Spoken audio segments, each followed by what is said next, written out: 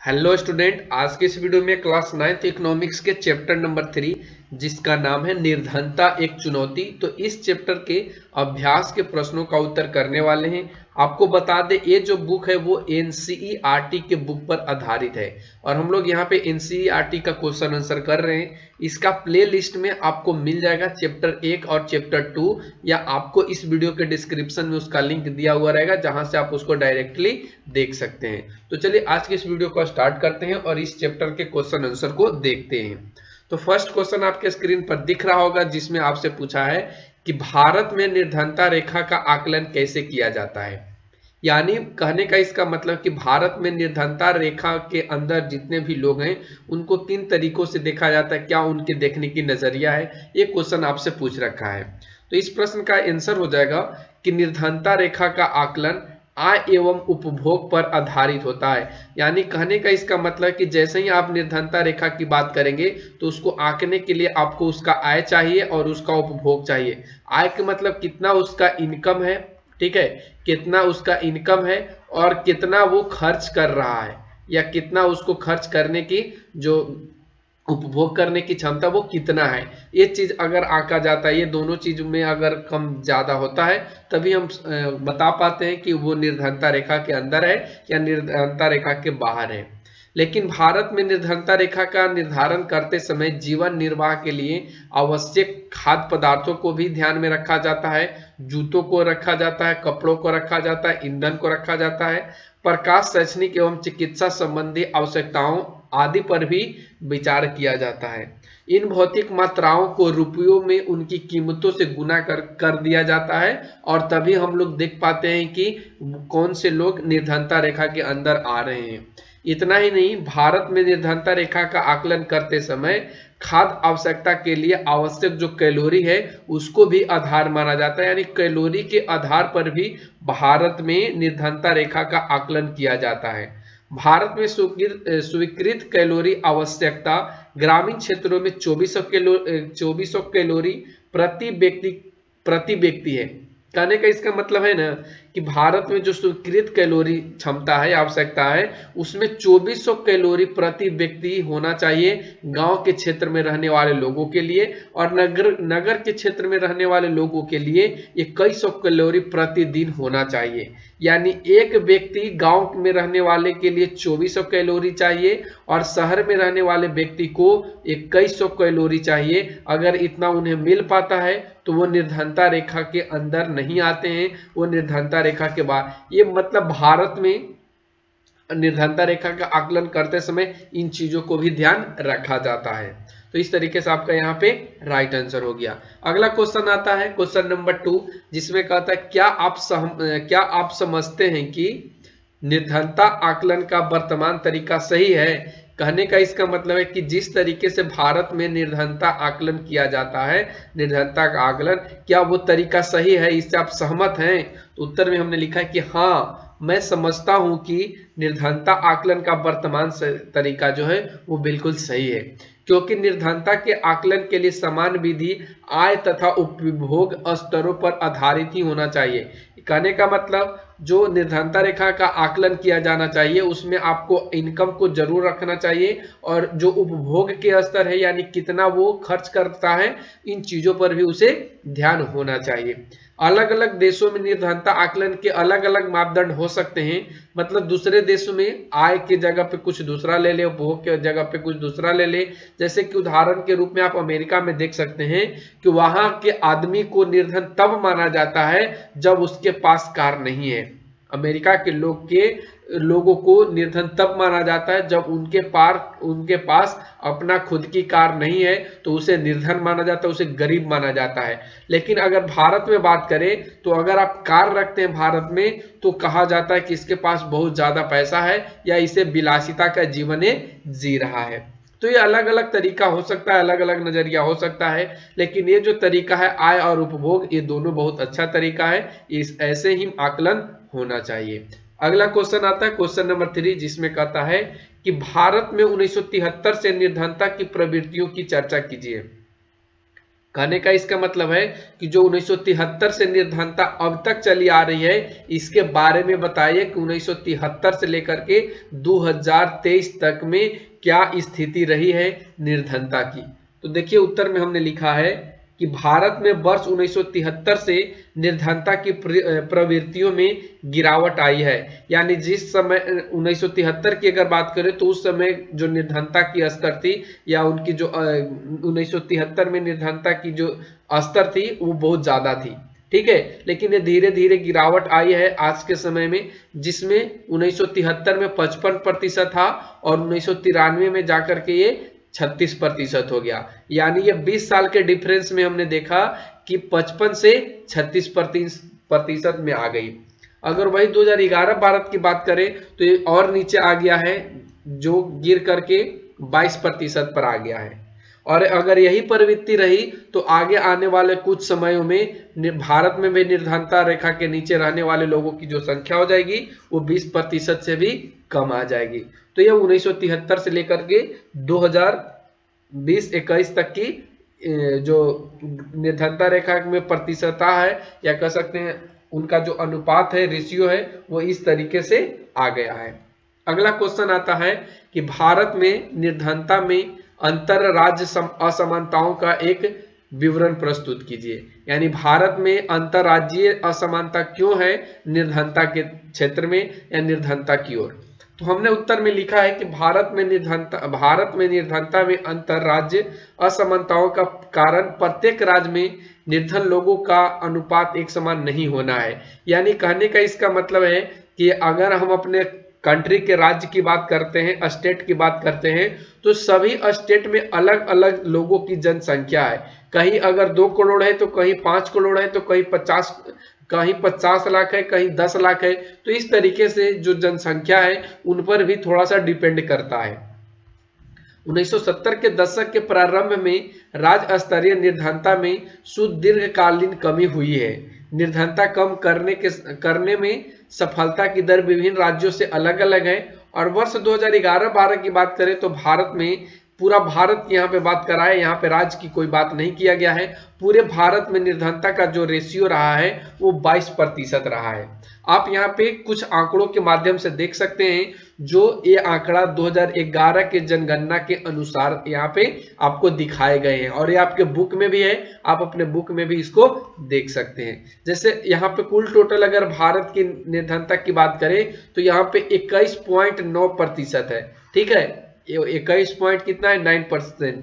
लेकिन अगर वही अपने बिहार की बात करें, भारत के अंदर जो राज्य हैं बिहार, उनकी बात करें तो वो अकेले 33.7% पर अपनी जो संख्या है वो बनाए रख रहा है, अपना जो क्रम है उसको बनाए रखा है। अगर उसी तरीके से उड़ीसा देखें तो इसके बाद आता है। फिर इस तरीके से आप देख पा रहे हैं कि यहाँ पे आंकड़ा कम धीरे होते होते ये केरल पे आके समाप्त होता है, जिसकी आंकड़ा सबसे कम है 7.1। यानी यहाँ पे निर्धन लोगों की संख्या बहुत कम है, 7.1% ही है।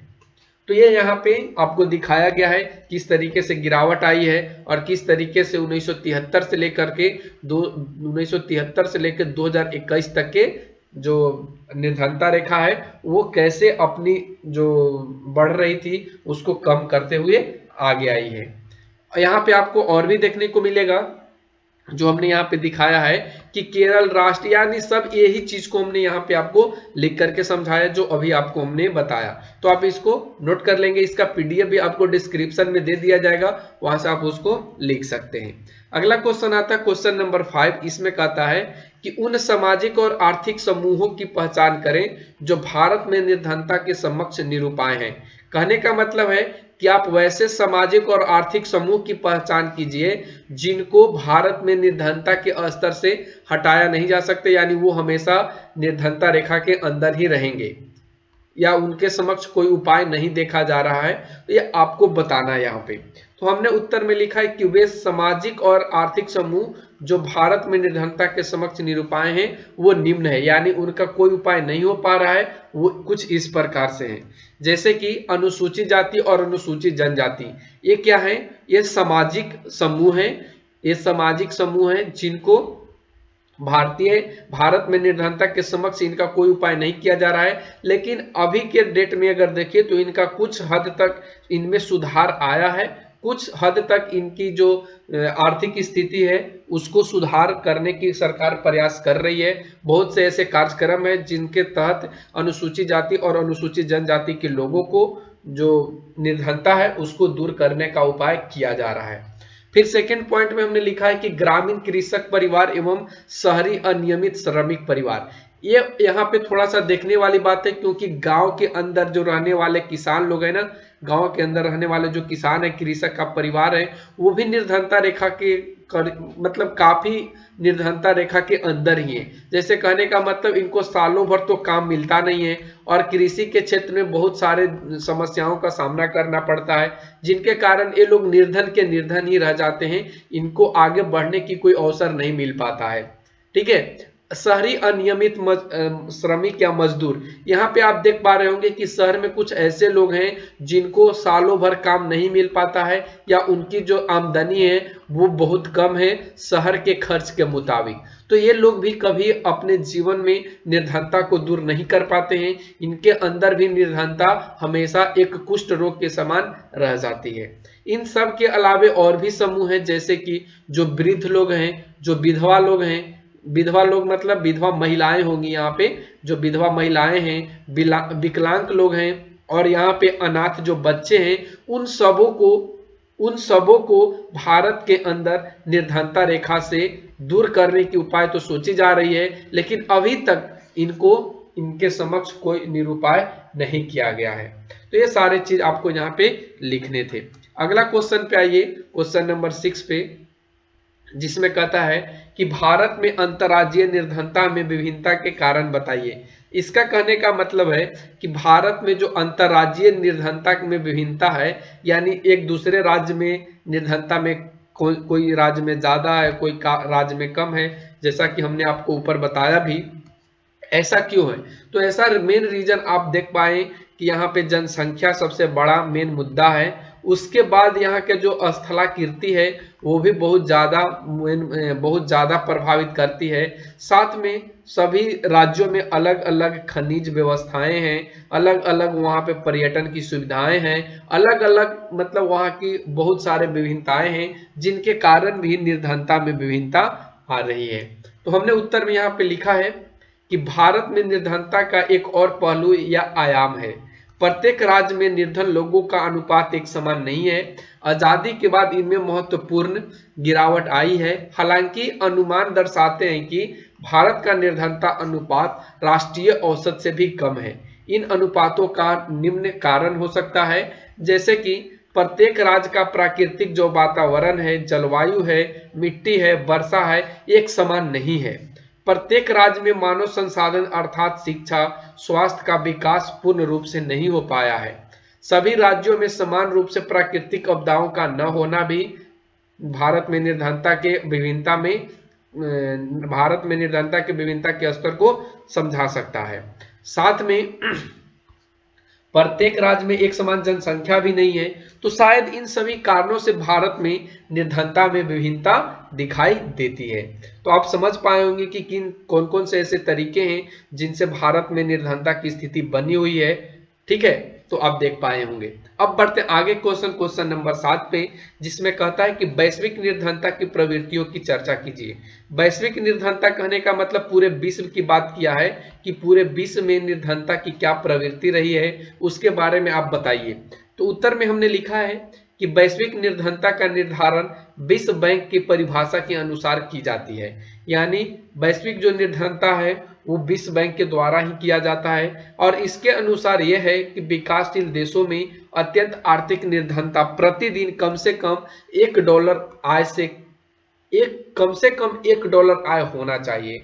इसे निम्न बिंदुओं द्वारा और अच्छे तरीके से समझा जा सकता है कि वैश्विक रूप से यह अनुपात 1990 के 36% से गिर करके 2015 में 10% हो गया। चीन में निर्धनों की संख्या 1981 में 88.3% से घट करके 2008 में 14.7% और वर्ष 2006 में 0.6% रह गई है।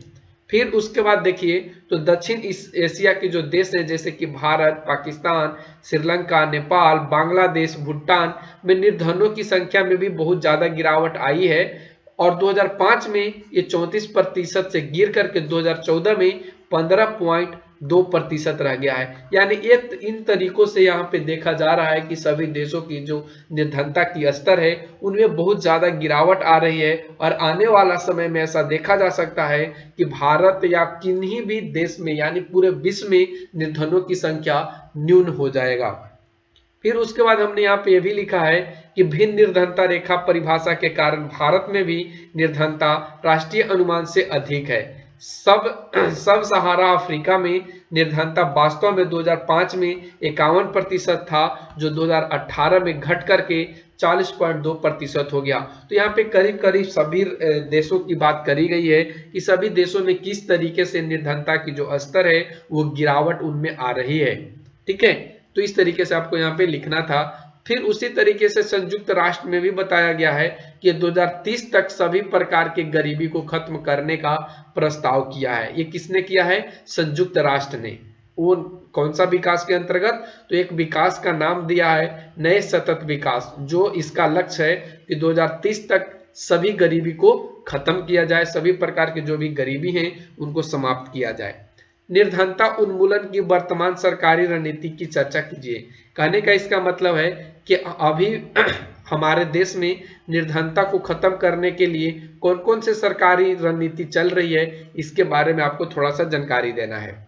तो हमने लिखा है कि निर्धनता उन्मूलन भारत की विकास रणनीति का एक प्रमुख उद्देश्य रहा है। सरकार की वर्तमान निर्धनता निरोधी रणनीति मोटे तौर पर दो कारकों में निर्भर करते हैं। एक तो आपका करता है आर्थिक समृद्धि प्रोत्साहन, इसके अंतर्गत लोगों को पैसा मुहैया कराया जाता है, और लक्षित निर्धनता निरोधी, इसके अंतर्गत लोगों को क्या किया जाता है? रोजगार दिया जाता है। ठीक है, रोजगार दिया जाता है, कुछ अनाज वगैरह भी दिया जाता है जिसको सार्वजनिक अनाज वितरण प्रणाली के नाम से भी जाना जाता है। तो ये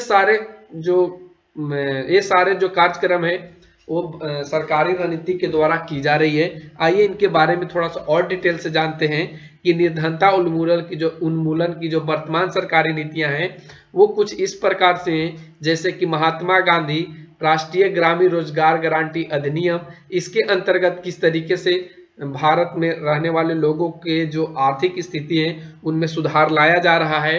साथ में प्रधानमंत्री रोजगार योजना के अंतर्गत भी ये सारे चीज देखने को मिल रहा है। स्वर्ण जयंती ग्राम स्वरोजगार योजना भी चलाई जा रही है। प्रधानमंत्री ग्रामोदय योजना चलाई जा रही है। राष्ट्रीय काम के बदले अनाज योजना दी जा रही है, और अंत्योदय अन्न योजना। तो इन सभी योजनाओं के तहत इन सभी योजनाओं के द्वारा भारत में निर्धनता को दूर करने का उपाय किया जा रहा है। तो आप लोग थोड़ा सा ध्यान रखना।